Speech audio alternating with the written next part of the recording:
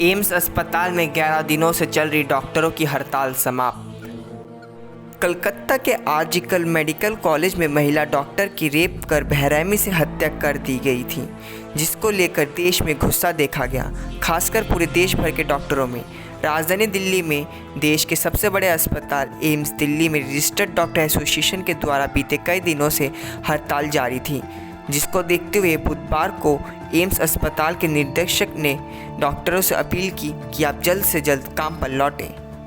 निदेशक की अपील के अगले दिन बृहस्पतिवार को एम्स आरडीए द्वारा जनरल बोर्ड मीटिंग की गई, जिसमें तमाम डॉक्टरों से राय लिया गया।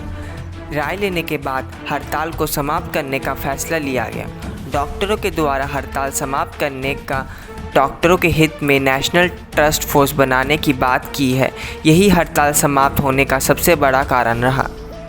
एम्स अस्पताल आरडी डॉक्टर इंद्रशेखर प्रसाद ने मीडिया से बात करते हुए कहा कि 11 दिनों से चल रही हड़ताल को समाप्त किया जाता है और हमारा हमेशा से एक ही उद्देश्य रहा है कि ज़्यादा से ज़्यादा मरीजों की सेवा की जा सके। डॉक्टर इंद्रशेखर प्रसाद आरडी एम्स प्रेसिडेंट। देखिए, 11 दिन से जो हमारी स्ट्राइक चल रही थी, सबसे पहले तो मैं बताना चाहूँगा, हम लोग डॉक्टर्स हैं, हम लोग पेशेंट केयर में बिलीव रखते हैं और वही हमारा मोटो है। हम लोग स्ट्राइक पे यूं ही नहीं गए थे। आरजीकर में जो इंसिडेंट हुआ था वो एक भयानक इंसिडेंट था। उसने सिस्टम में जितनी खामियां हैं उसको जगजाहिर कर दिया कि हेल्थ केयर सिस्टम में जो हेल्थ केयर की जो सेफ्टी है, जो डॉक्टर्स हेल्थ केयर प्रोफेशनल की जो सेफ्टी है, बहुत सारी खामियां हैं, उसको जगजाहिर कर दिया है। इसलिए ही हम लोग और देश में भी बाकी doctors health care professional strike पे थे। तो अभी सुप्रीम कोर्ट ने जो सुओ मोटो कॉग्निजेंस लिया है, हम उनको बहुत बहुत धन्यवाद देना चाहते हैं कि उन्होंने सुओ मोटो कॉग्निजेंस लिया और 2 हियरिंग में उन्होंने एक कम्प्रीहेंसिव गाइडलाइन दिया और जो आरजीकर रिलेटेड इंसिडेंट है उसको माइन्यूटली उन्होंने ऑब्जर्व किया। तो बस यही आशा करते हैं कि जो भी डायरेक्टिव्स और जो भी इंस्ट्रक्शन उन्होंने दिया है उसको जल्द से जल्द ज़मीनी स्तर पे और जल्द से जल्द उनको जस्टिस के एक एंड पॉइंट पे पहुंचाया जाएगा।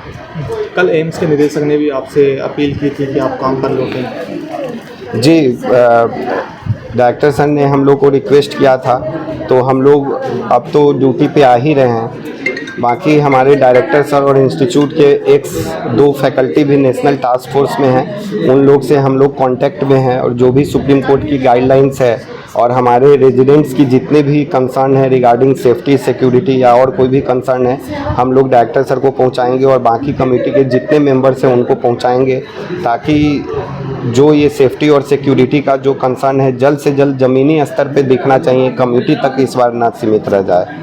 सीपीए की जो मांग थी आपकी, उसको जारी रखेंगे?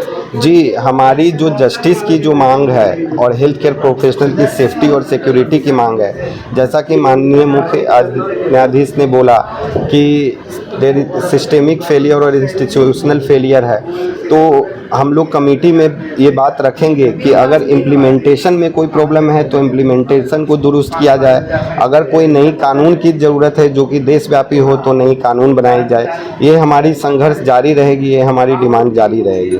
कल से ओपीडी चालू रहेंगे, सारे डॉक्टर पहुंचेंगे? जी, हम लोग कल से, जैसे कि 11 दिन पहले हम लोग ड्यूटी करते थे, उसी तरह से पुनः हम लोग अपने ड्यूटी पे वापस लौटेंगे।